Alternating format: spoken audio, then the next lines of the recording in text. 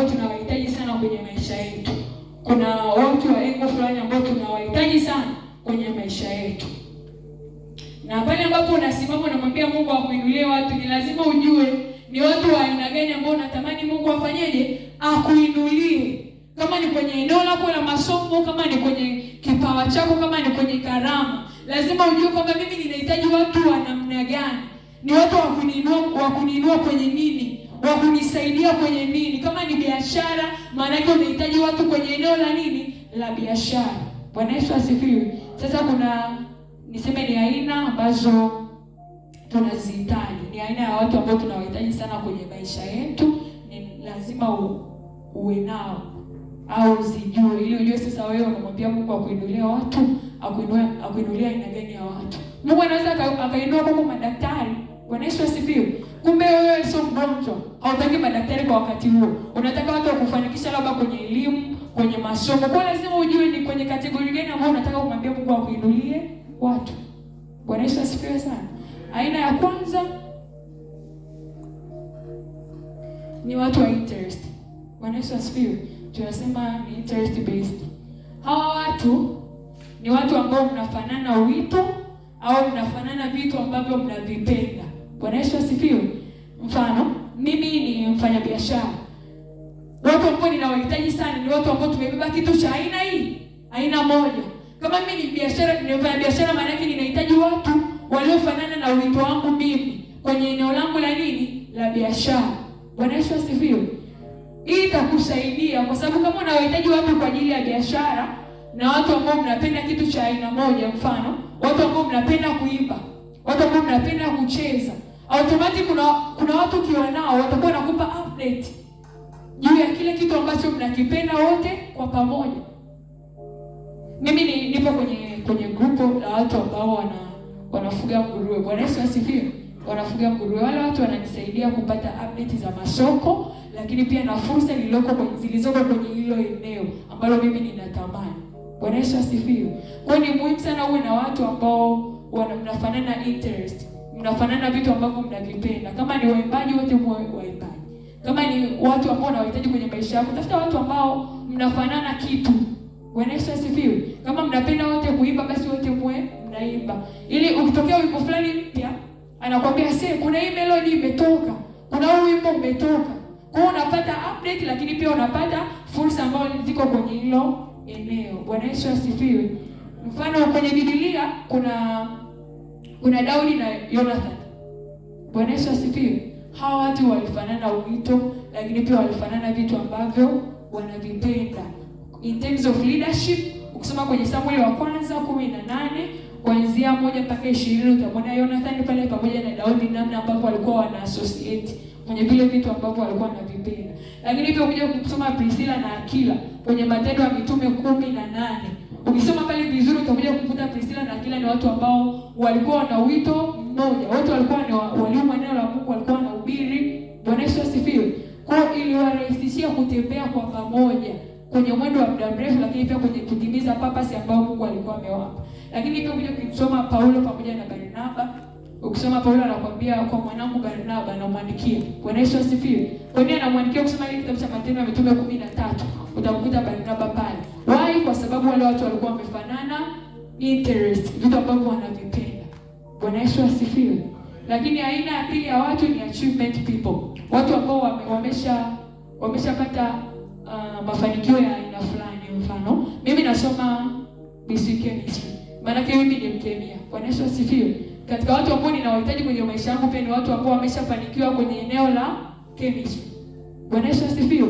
Kwa hiyo ninahitaji mtu ambaye tayari yuko kwenye field, pengine ameshapata ajira au tayari yuko kazini au ameshaiendeleza kwa namna fulani kwenye ile knowledge ambayo mimi pia ninaitafuta kwa wakati huu.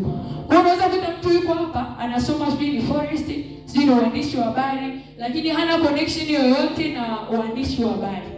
Hana mtu hata mmoja ambaye amesomea uandishi wa habari, maybe yuko kazini au hajuani na mwandishi wa habari wa aina yoyote.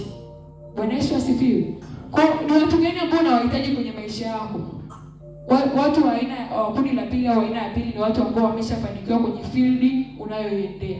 Kama unasomea walimu, maana yake hakikisha una connection ya walimu wamekuzunguka. Unajua walimu wa shule fulani, unajua walimu wa mahali fulani. Hiyo itakusaidia. Kwa nini nasema hivyo? Kwa sababu unamwambia Mungu kila siku akupe watu, lakini haujui ni aina gani ya watu ambao unawahitaji. Lakini believe me, ukiwa unawafahamu watu ambao wameshafanikiwa kwenye field ambao unaiendea au unaitafuta, maana yake itakuwa rahisi hata kukukonsult wewe na kukuambia kuna fursa kwenye eneo fulani. Bwana Yesu asifiwe. Hakikisha kwenye kitu ambacho unakisomea, hakikisha una watu ambao unawafahamu ambao wameshasoma hiko kitu, wamefanikiwa kwenye hilo eneo, na pengine wameshapata kazi kwenye hilo eneo na wana mafanikio kwenye hilo eneo kuliko wewe. Hakikisha unawajua. Bwana Yesu asifiwe. Amen. Inasikitisha mtu anasoma chemistry na ajua ni namkemia hata mmoja, hata wa kiwanda, yaani humjui. Ukija kusoma habari za Elia na Elisha, utakuja kuona ni kwa namna gani walikuwa na associate hawa watu. Ukimsoma Elia lakini Elisha, hawa watu ni watu ambao walikuwa na connection ya tofauti kidogo. Bwana Yesu asifiwe. According to kitabu cha Wafalme kinaonyesha pale, ni watu ambao walikuwa wamebeba kitu kinachofanana, lakini kwa nini? Hebu jiulize swali, kwa nini Elisha alikuwa anajinyenyekesha sana kwa Elia? Bwana Yesu asifiwe. Kwa nini alikuwa anafuata nyendo zake? Kwa nini alikuwa anataka sana kujifunza kutoka kwake? Kwa sababu tayari Elia alikuwa ameshafanikiwa kwenye hilo eneo. Kwa hiyo unahitaji mtu ambaye ameshafanikiwa kwenye eneo fulani ili kujifunza kutoka kwake, lakini pia kuchukua maarifa kutoka kwake, namna ambavyo wewe pia unaweza ukafanyaje ukafanikiwa. Bwana Yesu asifiwe sana. Lakini pia watu ambao wana knowledge kuliko wewe, kundi la tatu hili. Watu wenye knowledge kuliko wewe. Mfano, wewe unaadmire kuhusu biashara. Labda mimi napenda kweli kuwa mfanya biashara, au napenda sana kufanya biashara labda ya nguo au biashara ya chakula. Bwana Yesu asifiwe. Lakini believe me, kuna watu ambao wako kwenye hiyo field ya hiyo biashara kwa muda mrefu. Tayari wamesha experience vingi, lakini pia wameshapitia vingi kwenye hiyo biashara. Nini ambacho wewe unakihitaji? Unahitaji kuwa na hawa watu ili wakuelekeze ni kwa namna gani wewe unaweza usipitie changamoto ambazo wao wameshazipitia tayari.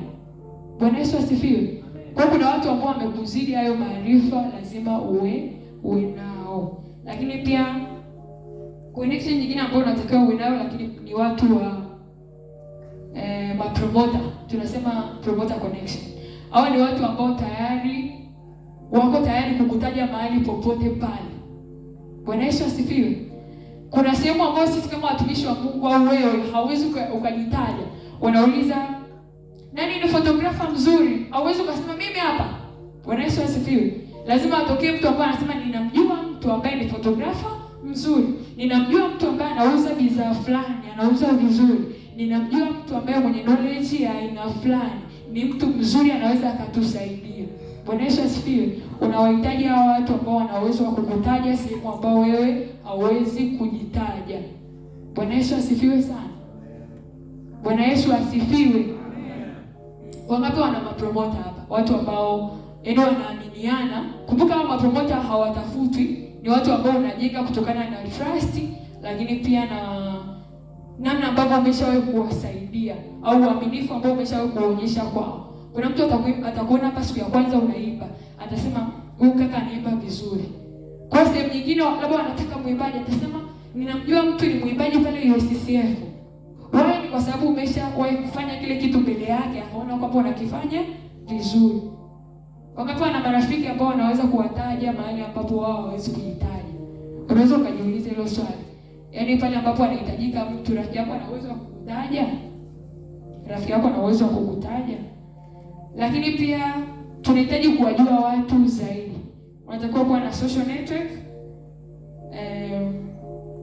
Social network kubwa.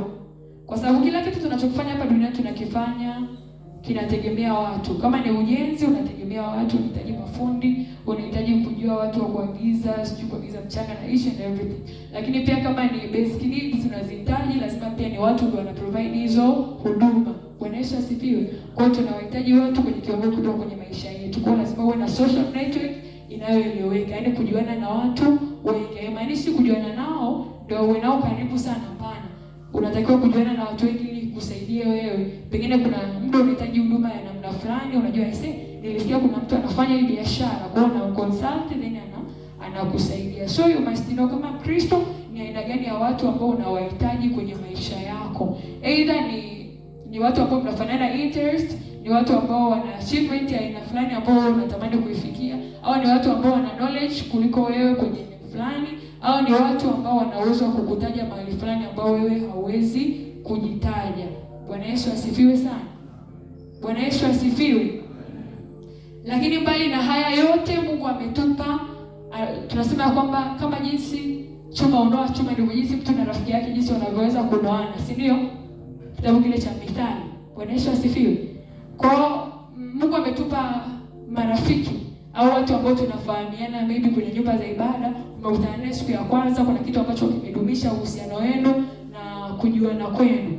Lakini yote kwa yote lazima tujue namna ya kutunza uhusiano au kutunza friendship ambayo tuko nayo sisi kama Wakristo au sisi kama vijana tuliookoka. Bwana Yesu asifiwe. Kuna mtu ana suffer from loneliness. Kuna mtu ambaye utamkuta ana mawazo, amekaa peke yake au anatembea peke yake kila siku. Ukija ukimfuatilia sana, unakuja kugundua kwamba huyu dada kumbe amekosa mtu ambaye wa kuwa naye tu karibu, mtu ambaye wakumwambia tu unaendeleaje mtumishi wa Bwana. Bwana Yesu asifiwe. Kwa hiyo inafikia tu mpaka ni mtu anapitia psychological torture. Yaani mpaka ni mtu anaamua kuchukua uamuzi wa ajabu au maamuzi ambayo pengine yana affect maisha yake kwa namna ya negative. Bwana Yesu asifiwe. Lakini yote ni kwa sababu gani? Kwa sababu amepata psychological attack au amepata maumivu ya namna fulani au yupo lonely. Yaani yupo tu peke yake. Mtumishi kwa mwenyewe unafika tu anaumwa, hata hamna mtu anayemjulia hali, mpaka yeye anajichukia mwenyewe. Anasema wewe kila kitu mimi. Kwa nini mimi ninapitia matatizo ya aina hii? Bwana Yesu asifiwe. Wangapi wameshaipitia hiyo situation? Najua hawatanyoosha lakini wapo. Kuna wakati umekaa room unaumwa mpaka ile unaona kama vile kanisa alikupendi. Yaani kama vile praise team hawako pamoja na wewe hivi. Pale sana unakuta wamechelewa kuja kukuona mtumishi wa Bwana unaumwa. Bwana Yesu asifiwe. Kwa nini kinachokutesa? Ni kwa sababu hauna strong friendship au mahusiano ambayo yako thabiti. Lakini nini ambacho kinaweza kikatufanya sisi kama Wakristo na watu ambao tuna associate kila siku kanisani kuwa na urafiki unaodumu au urafiki wa faida sisi kama Wakristo? Jambo la kwanza ni investment. Bwana Yesu asifiwe. Ni investment. Kwa sababu hawa watu wote ambao unawaambia Mungu akupe, labda ni watu wa interest in achievement au ni knowledge, unamwambia Mungu ainoe watu kwa ajili yako. Sawa, Mungu anawainua na kuletea. Lakini kama usipojua namna ya kuwatunza watu, manake wataondoka kwenye maisha yako na lile kusudi ambalo Mungu amewapa kulitimiza kwenye maisha yako pia hawatalikamilisha. Bwana Yesu asifiwe. Kwa hiyo anaweza akaondoka na akakuacha kama jinsi ulivyo, kitu ambacho Mungu ametuma kukifanya pia asikifanye. Lakini kwa nini? Kwa sababu amekuja kwako, lakini wewe umeshindwa kutunza ule urafiki au umeshindwa kusustain mpaka ile kusudi la Mungu litimie alafu aondoke zake. Jambo la kwanza nimesema ni investment. Waswahili wanasema nobody is always busy. Hamna mtu ambaye kila siku yeye yuko busy. Lakini ina depend na priority list yake. Why priorities? Yaani hamna mtu ambaye anakuambia kila siku mimi niko busy. Niko busy na watu fulani au ni kila muda ukimtafuta mimi niko ibadani au niko sehemu fulani. Hakuna mtu ambaye kila siku yuko busy, lakini inategemea sana na vipaumbele au watu ambao wamewapa kipaumbele kwenye maisha yake. Kwa hiyo kama sio kipaumbele namba moja kwenye maisha yake, maana yake atakuwa anakwambia yupo nini? Yupo busy. Bwana Yesu asifiwe. Amen. Bwana Yesu asifiwe sana. Amen. Haujui kumtafuta mtu kila siku anakwambia mimi niko busy. Si wapo? Lakini ni kwa namna gani ambayo unaweza kutunza friendship au relationship ambayo Mungu amekupa kwenye kanisani au ni mahusiano fulani yana intention fulani, ni lazima uwekeze muda kwake au kwa huyo rafiki yako. Lakini pia issue ya commitment pia ni muhimu kwenye urafiki ambao Mungu amekupa kuanzisha hapa kanisani. Bwana Yesu asifiwe. Commitment. Why commitment? Tunasema ni gundi pekee ambayo inawabind watu pamoja. Tunakubali sisi kama binadamu tuna madhaifu mengi, lakini pia tuna mapungufu mengi. Si kila siku mimi nitakufurahisha, si kila siku mimi nitakuwa mzuri kwako. Kuna siku nitakukwaza, lakini pia itabidi tuendelee kuishi kwa sababu kuna intention fulani, lakini pia kuna manufaa fulani ambayo unayapata kutoka kwenye urafiki wetu. Bwana Yesu asifiwe sana. Lakini pia jambo la tatu ni sacrifice. Kuna muda unatakiwa university according to Yohana 15:13 utasoma kwa muda wako. Kuna muda unatakiwa university energy lakini pia resources kwa huyo ambaye Mungu amekupa. Bwana Yesu asifiwe. Ni mpo marafiki wawili hapa kanisani, ni mtolee mfano nani wanatembea pamoja hapa kwenda kula na kila mahali. Bwana Yesu asifiwe. Si wapo watu tunawaonaga kefu wako pamoja huko wanatembea pamoja. Why? Ni kwa sababu wale watu wameshakuwa wamejicommit, lakini pia wako tayari kuinvest au wamesacrifice kila kitu kwa ajili ya kila mmoja wao. Bwana Yesu asifiwe. Kama ni muda wametoa, kama ni energy wametoa, lakini pia kama ni resources wametoa kwa ajili yao pamoja. Bwana Yesu asifiwe sana. Kuna muda unatakiwa utumie fedha yako, anakuambia sina hela ya chakula leo. Pengine anakutega lakini hivi itabidi ununulie nini? Chakula. Bwana Yesu asifiwe. Amen. Bwana Yesu asifiwe sana. Hiyo ndio namna ambayo unaweza ukadumisha friendship au relationship ambayo Mungu amekupatia. Lakini jambo la 4 ni kubuild trust au kuwa mwaminifu kwenye kile kitu ambacho Mungu amekupa kukifanya kwa pamoja. Kama umemwambia mimi nitakupigia simu kesho, mpigie yeye kesho. Kama umwambia kesho tutaenda sehemu fulani, twende kesho hiyo. Bwana Yesu asifiwe. Lakini pia epuka uongo sana kwenye urafiki ambao Mungu amekupa. Bwana Yesu asifiwe. Ni watu kumwambia Mungu ainue watu kwa ajili yako. Pengine watu walikuwa na msaada fulani kwenye maisha yako, lakini wewe umekuwa kaongo. Mtumishi wa Mungu ni mwongo sana, kiasi kwamba hauwezi ukamwamini. Pia kinachangia au kinaleta possibility kubwa ya yeye kushinda kuishi pamoja. Bwana Yesu asifiwe. Jambo lingine ni principle of humility. Kuwa tayari kuwa teachable, lakini pia accept correction from each other. Bwana Yesu asifiwe. Nyie kama marafiki Mungu amewapa kutembea pamoja kwa kipindi fulani, maybe ipo chuoni ndio mmejuana hapa, mnasoma kozi moja, lakini pia kuwa tayari kukubali kile kitu ambacho mwenzako anakwambia kila siku. Pengine anakukosoa, anakwambia sasa leo hujapendeza bwana. Mtumishi wa Mungu leo hujapasi. Mtumishi wa Mungu sasa unakuja juu. Bwana Yesu asifiwe. Kuwa teachable lakini pia accept correction from each other. Yaani anapokukosoa kubali kukosoleka, lakini pia jifunze kutoka kwake. Ni rafiki mzuri ambao Mungu amekuinulia, maybe ni hapa chuoni, kubali akukosoe lakini pia kubali akufundishe pale ambapo inahitajika. Bwana Yesu asifiwe. Na hiyo ndio maana ya humility, lakini pia vulnerability. Tunasema kuwa tayari kushare chochote kwa rafiki yako. Deep issues. Kuna wakati unapitia kipindi kigumu, lakini pia mtumishi wa Mungu wewe ni msiri, haupo tayari kumwambia rafiki yako nini ambacho unakipitia. Lakini ili kujenga mahusiano ambayo Mungu amekupa au urafiki ambao Mungu amekupa, kuwa tayari lakini pia kuwa muwazi kumwambia. Jamani mimi napitia kitu fulani, nyumbani kwetu kuna changamoto ya aina fulani, mwambie. Bwana Yesu asifiwe. Unaweza usimwambie kila mtu. Kwa nini nimesema principle ya trust hapo mwanzo? Ni kwa sababu vitu ambavyo pia anakwambia, anaweza asikwambie tena kwa sababu umekuwa mbea. Bwana Yesu asifiwe. Ni mtu na rafiki yake, lakini sasa nimekwambia mimi nasumbuliwa na tatizo la aina fulani. Tayari umeshapeleka kanisani. Praise team wote wanajua. Sio ni international wote wanajua. Bwana Yesu asifiwe. Kwa namna hiyo hawezi akakwambia tena, na pengine wewe rafiki wenu unaweza usifikie nini? Usifikie mahali ambapo Mungu alikuwa amekusudia. Lakini nyingine ni mwe na intention kwenye urafiki wenu. Bwana Yesu asifiwe. Lazima mjue wapi ambapo mnaelekea. Kama hamjui wapi ambapo mnaelekea, maana yake ni rahisi sana nyie kuishia njiani, au kama hamna malengo ya pamoja au maono ya pamoja, ni rahisi sana nyie kuachana njiani au kila mtu akaendelea na mambo yake. Bwana Yesu asifiwe. Na sisi wajoli wanga tuna observe sana. Bwana Yesu asifiwe. Tulikuwa tunaona kila siku mnaenda kefu pamoja, mnatembea, mnarudi, mnaingia kanisani, mnaondoka. Lakini siku ambayo tunaanza kuwaona kama vile mko tofauti, kila mtu ametafuta mwingine wa kuambatana naye, sisi tunaona sio kwamba tuko rohoni kiasi hicho kwamba hatuoni. Bwana Yesu asifiwe. Tunajua tu hawa tayari sio marafiki tena. Lakini ni kwa sababu gani? Pengine nyie mmeshindwa kuwa na intention kwenye urafiki wenu au kwenye mahusiano ambayo mlikuwa mmeanzisha. Kwa hiyo lazima ujue unahusiana na nini kwenye urafiki. Bwana Yesu asifiwe sana. Ni darasani kama nyie intention yenu kusoma pamoja, kutaneni muda wa kusoma someni. Lakini jambo la mwisho lakini pia siko muhimu,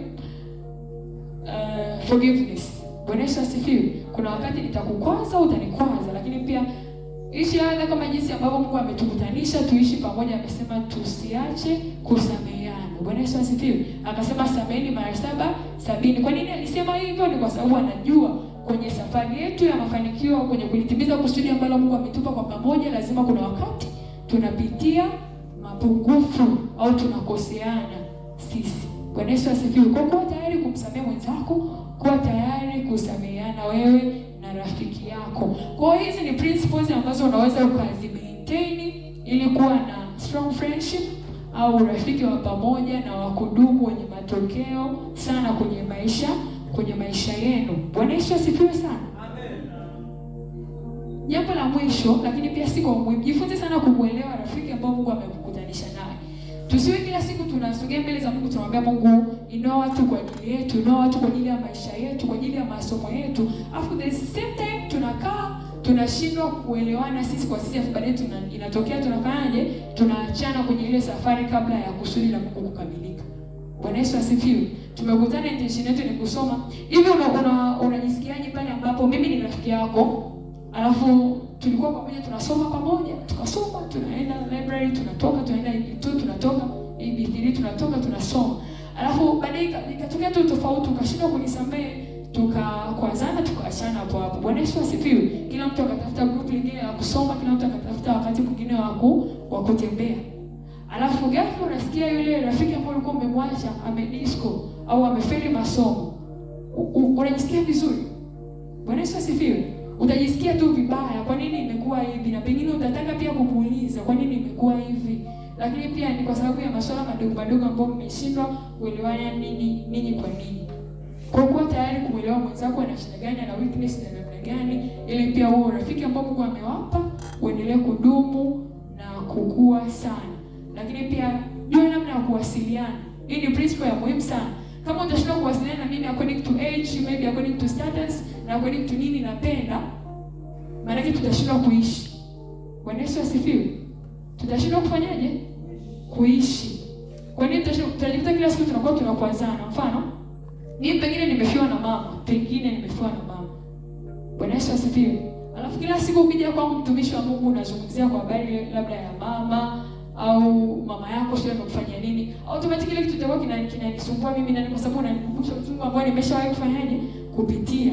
Bwana Yesu asifiwe. Kwa jifunze kumuelewa mwenzako, lakini pia jua namna ya kuwasiliana naye according to weakness yake, lakini pia kama ni mtu ambaye anapenda kuheshimika sana, wasiliana naye according to age, to status ambayo yuko nayo. Kama ni age yake ni kubwa, msalimie. Bwana Yesu asifiwe. Msalimie.